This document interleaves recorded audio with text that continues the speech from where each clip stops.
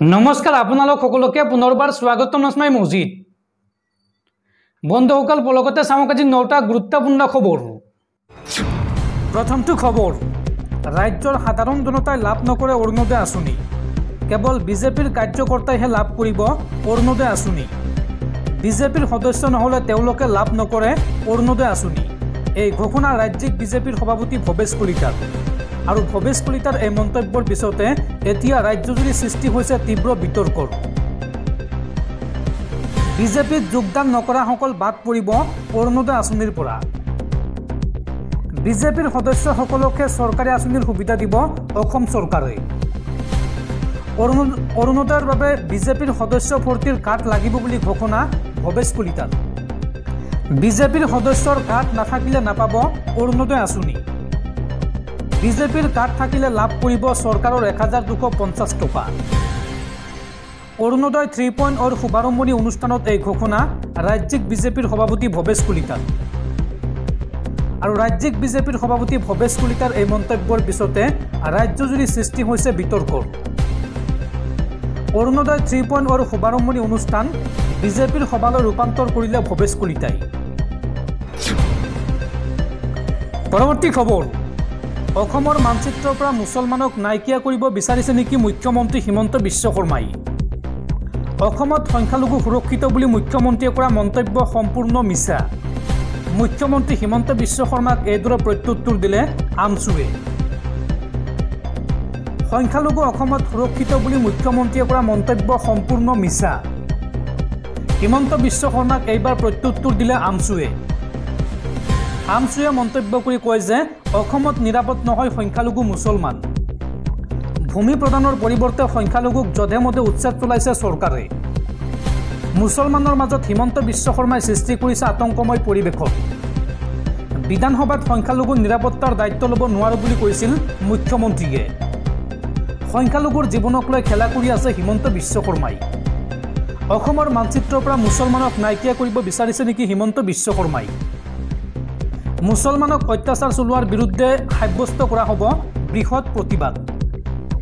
আৰু ইয়াত অপ্ৰীতিকৰ পৰিস্থিতিৰ সৃষ্টি হ'লে জগৰীয়া হ'ব খুদ মুখ্যমন্ত্ৰী। গণতান্ত্ৰিকভাৱে প্ৰতিবাদ কৰাত আমছুক কোনেও ৰুধিব নোৱাৰে। সংখ্যালঘু সুৰক্ষিত বুলি মুখ্যমন্ত্ৰীয়ে কৰা মন্তব্য সম্পূৰ্ণ মিছা। হিমন্ত বিশ্ব শৰ্মাক এইদৰে প্ৰত্যুত্তৰ দিলে সদৌ অসম সংখ্যালঘু ছাত্ৰ সন্থা চমুকৈ আমছুৱে। পৰৱৰ্তী খবৰ, উজনি অসমত পুনৰ আৰম্ভ হৈছে মিয়া খেদা অভিযান। এইবাৰ চাহ বাগিচাত নিষিদ্ধ মিয়া। এজনৰ মিয়াক প্ৰৱেশ কৰিবলৈ দিয়া নহ'ব বাগানত। অসমৰ কোনো বাগানতে কাম কৰিবলৈ দিয়া নহ'ব মিয়াসকলক। এই হুংকাৰ চাহ শ্ৰমিক ৰাইজৰ। মিয়া শ্ৰমিক নিযুক্তি দিয়াক লৈ উজনি অসমত পুনৰ উত্তপ্ত পৰিস্থিতি। অসমৰ প্ৰতিখন চাহ বাগিচাত নিষিদ্ধ কৰা হৈছে মিয়াসকলক। মিয়া শ্ৰমিক কামত নিযুক্তি দিয়াৰ বাবে উজনি অসমত উত্তপ্ত পৰিস্থিতি। এজনৰ মিয়াক কামৰ বাবে প্ৰৱেশ কৰিবলৈ দিয়া নহ'ব বাগানত। ক্ষোভিত চাহ শ্ৰমিক ৰাইজে পৰিচালক কৰ্তৃপক্ষক দিলে এই হুংকাৰ। অসমৰ কোনো বাগানতে কাম কৰিবলৈ মিয়াক সোমাবলৈ দিয়া নহ'ব। চাহ শ্ৰমিকসকলে মন্তব্য কৰি কয় যে আজি আমি বাগানত কাম কৰিবলৈ অহা মিয়াসকলক খেদি পঠিয়ালোঁ। আজিও নিদিওঁ আৰু ভৱিষ্যতে আমি বাগানত মিয়াসকলক কাম কৰিবলৈ নিদিওঁ। এই সন্দৰ্ভত চাহ বাগিচা কৰ্তৃপক্ষক জবাবদিহি কৰিলে বাগানৰ ক্ষোভিত চাহ শ্ৰমিক ৰাইজে। মিয়া শ্ৰমিক নিযুক্তিক কেন্দ্ৰ কৰি মৰাণৰ হিংৰিজান চাহ বাগিচাত উত্তপ্ত পৰিস্থিতি। উল্লেখযোগ্য যে নিয়মিতভাৱে দৰমহা নোপোৱাৰ বাবে একাংশ শ্ৰমিক যোৱা নাছিল বাগিচাৰ কামলৈ। আৰু তাৰ পিছতে বাগিচাৰ পৰিচালকে 24 জন মিয়া শ্ৰমিক নিযুক্ত কৰে পাত তোলা কামত। মিয়া শ্ৰমিক নিযুক্তিৰ পিছতে ক্ষুব্ধ হৈ পৰিল বাগিচাৰ শ্ৰমিক ৰাইজ। আৰু মিয়া শ্ৰমিক আঁতৰাই পঠাবলৈ উত্তাল প্ৰতিবাদ সাব্যস্ত কৰে চাহ বাগিচাৰ শ্ৰমিক ৰাইজে। আৰু বাগিচাৰ শ্ৰমিক কেইবাটা দল সংগঠনে উত্তাল প্ৰতিবাদ সাব্যস্ত কৰে। আৰু এই প্ৰতিবাদত হেও মানি অৱশেষত এম্বুলেন্সত উঠাই লৈ যায় মিয়া শ্ৰমিকসকলক। দৰ্শকসকল আৰু বহুতো গুৰুত্বপূৰ্ণ খবৰ আছে। তাৰ আগতে আপোনাক জনাওঁ যে যদি আপুনি এতিয়ালৈকে এইটো ভিডিঅ'ত লাইক কৰা নাই তেন্তে এতিয়াই ভিডিঅ'টোত লাইক কৰি দিয়ক। আৰু এনেকুৱা ধৰণৰ ভিডিঅ'সমূহ নিতৌ চাবলৈ চেনেলটো ছাবস্ক্ৰাইব কৰি কাষত থকা বেল আইকনটো প্ৰেছ কৰি ৰাখক। পৰৱৰ্তী খবৰ, ৰাজ্যত শীঘ্ৰেই বন্ধ হ'ব অৰুণোদয় আঁচনি। অসমত কংগ্ৰেছ চৰকাৰ হ'লেই ৰাজ্যত বন্ধ হ'ব অসম চৰকাৰৰ অবিলাসী অৰুণোদয় আঁচনি। আৰু অৰুণোদয় আঁচনিতকৈ ডাঙৰ আঁচনি আনিব কংগ্ৰেছে। প্ৰতিগৰাকী মহিলাৰ বেংক একাউণ্টত প্ৰতিমাহে সোমাই দিব ৩,০০০কৈ টকা। ৰাজ্যত আহি আছে কংগ্ৰেছৰ নলখিমী আঁচনি। আজিৰ দিনটোত এই ডাঙৰ ঘোষণা কৰিছে APCCৰ সভাপতি ভূপেন বৰাই। অৰুণোদয় আঁচনিতকৈ ডাঙৰ আঁচনি আনিব কংগ্ৰেছে। অৰুণোদয় বন্ধ কৰি অনা হ'ব নলখিমী আঁচনি। আৰু এই আঁচনিৰ অধীনত প্ৰতিগৰাকী মহিলাৰ বেংক একাউণ্টত কংগ্ৰেছে সোমাই দিব ৩,০০০কৈ টকা। হিতাধিকাৰী হোৱাৰ ক্ষেত্ৰত চোৱা নহ'ব কোনো হিন্দু মুছলমান। আৰু প্ৰতি মাহৰ ৯ তাৰিখে বেংক একাউণ্টত সোমাব এই টকা। ২০২৬ত অসমত কংগ্ৰেছে চৰকাৰ গঠন কৰাৰ পিছতে এই গেৰাণ্টি কাৰ্যকৰী কৰিব কংগ্ৰেছে। এই ঘোষণা APCCৰ সভাপতি ভূপেন বৰাৰ। পৰৱৰ্তী খবৰ, সাৱধান, বিশ্বৰ মানৱ জাতিলৈ অশনি সংকেত। কাম নিদিব এণ্টিবায়'টিক ঔষধে। অদমনীয় বীজাণুৰ সংক্ৰমণত বিশ্বজুৰি মৃত্যু হ'ব ৪ কোটি মানুহৰ। শেহতীয়াকৈ এই আশংকা প্ৰকাশ কৰিছে বিশেষজ্ঞসকলে। এণ্টিবায়'টিকৰ উদ্ভাৱন চিকিৎসা বিজ্ঞানৰ অন্যতম যুগান্তকাৰী আৱিষ্কাৰ। কিন্তু হাকে পাতে সেই ঔষধ খুৱাই কাল হ'বলৈ আগবাঢ়িছে বিশ্বৰ মানৱ জাতিৰ। দীৰ্ঘদিন ধৰি চিকিৎসকসকলে এণ্টিবায়'টিক সেৱনৰ বিষয়ে সতৰ্কবাণী কৰি আহিছে যদিও কোনেও কোনো গুৰুত্ব দিয়া নাই। ইয়াৰ ফলত এক শ্ৰেণীৰ বীজাণু ক্ৰমান্বয়ে অপ্ৰতিৰোধী হৈ পৰিছে, যাৰ বাবে এণ্টিবায়'টিক প্ৰতিৰোধী সংক্ৰমণ বৃদ্ধি পাইছে।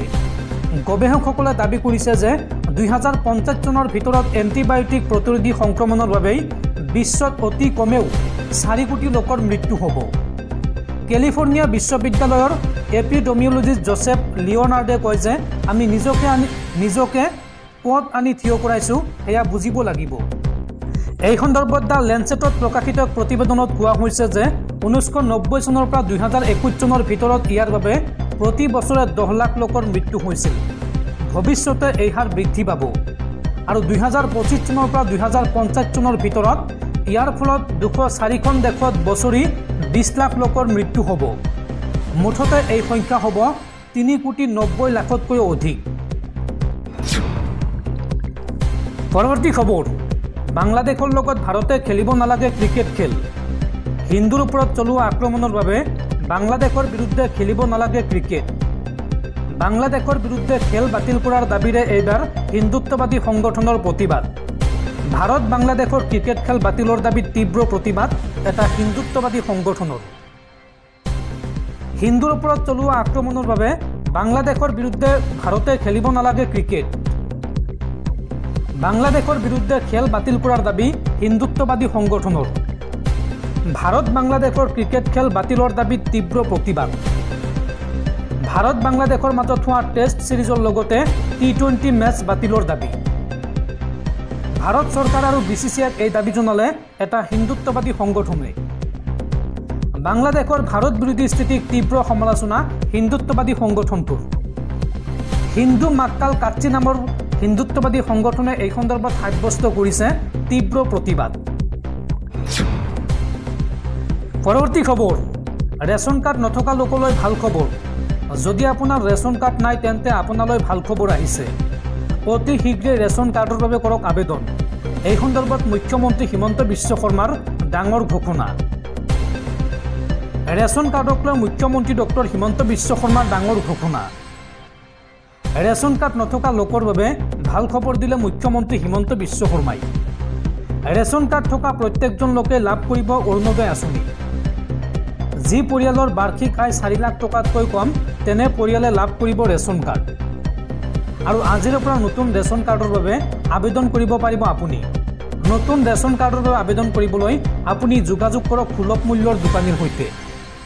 প্ৰতিখন ৰেচন কাৰ্ডৰ বিপৰীতে লাভ কৰিব অৰুণোদয় আঁচনিৰ সুবিধা। অসমৰ সকলো দৰিদ্ৰ লোকে লাভ কৰিব ৰেচন কাৰ্ড। ৰেচন কাৰ্ডক লৈ আজিৰ দিনটোত এই ডাঙৰ ঘোষণা কৰিছে ৰাজ্যৰ মুখ্যমন্ত্ৰী ডক্টৰ হিমন্ত বিশ্ব শৰ্মাই। পৰৱৰ্তী খবৰ, ৰঙাচীনৰ পুনৰ কুকাণ্ড। ভাৰতৰ সীমান্তৰ পৰা এইবাৰ মাত্ৰ 20 কিলোমিটাৰ নিলগত চীনে বনালে এখন হেলিপেড। আৰু এই সন্দৰ্ভত এতিয়া ভাৰত চৰকাৰে কি ব্যৱস্থা গ্ৰহণ কৰে সেয়া হ'ব লক্ষণীয়। ভাৰত চীন সীমান্তত শক্তি বৃদ্ধি কৰি আছে চীনে, আৰু এইবাৰ চীনে নিৰ্মাণ কৰিলে এটা হেলিপেড। অৰুণাচল প্ৰদেশৰ সীমান্তৰ পৰা মাত্ৰ 20 কিলোমিটাৰ দূৰত্বত নিৰ্মাণ কৰিছে এই হেলিকপ্টাৰ লেণ্ডিং কৰা ঠাই, যিটো এতিয়া ভাৰতৰ বাবে এক চিন্তাৰ কাৰণ হৈ পৰিছে। চীনে LOCত অহৰহ কাৰ্যকলাপ কৰি আহিছে।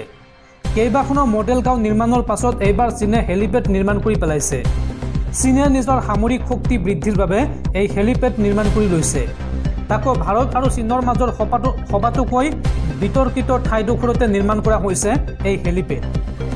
আমেৰিকাৰ এটা ছেটেলাইট কোম্পানী প্লেনেট লেবেছ সদ্যহতে কেইখনমান ছেটেলাইট ফটো সদৰি কৰিছিল, যি ফটো ভাৰতৰ ৰাজ্য অৰুণাচল প্ৰদেশৰ সীমান্তৰ পৰা মাত্ৰ 20 কিলোমিটাৰ দূৰত্বত চীনৰ ভূমিত এক 600 মিটাৰ দীঘল ৰানৱে দেখা পোৱা যায়, যি ফটোৰ পৰা স্পষ্ট প্ৰকাশ পায় যে চীনে সীমান্তত হেলিপেড নিৰ্মাণ কৰি আছে। বিগত 2023 বৰ্ষত চীনৰ সেই স্থানত কোনো ধৰণৰ নিৰ্মাণ কাৰ্য নাছিল, কিন্তু 16 ছেপ্টেম্বৰত প্ৰকাশিত ফটোত এইটো স্পষ্ট হৈ পৰে যে চীনে সেই স্থানত উন্নত মানৰ নিৰ্মাণ কাৰ্য চলাই আছে, যি নিৰ্মাণ কাৰ্য সম্ভৱতঃ চলিত বৰ্ষৰ জানুৱাৰী মাহৰ পৰা আৰম্ভ হৈছিল। আৰু চীনে এই ক্ষেত্ৰত মন্তব্য কৰে যে এই হেলিপেড কেৱল সীমান্তৰ গাঁওবোৰলৈ সামগ্ৰী যোগান ধৰাৰ বাবে নিৰ্মাণ কৰা হৈছে। কিন্তু ভাৰতীয় সেনাৰ প্ৰাক্তন মেজৰ জেনেৰেল অশোক, যিয়ে কাৰ্গিল যুদ্ধত অংশ লৈছিল, তেখেতে এই সন্দৰ্ভত কয় যে এই হেলিপেডৰ দুটাই প্ৰধান সুবিধা, এটা নিজৰ সুৰক্ষা বেষ্টনী অধিক শক্তিশালী কৰা আৰু এটা ভৱিষ্যতৰ সংঘৰ্ষত সহায় হোৱা।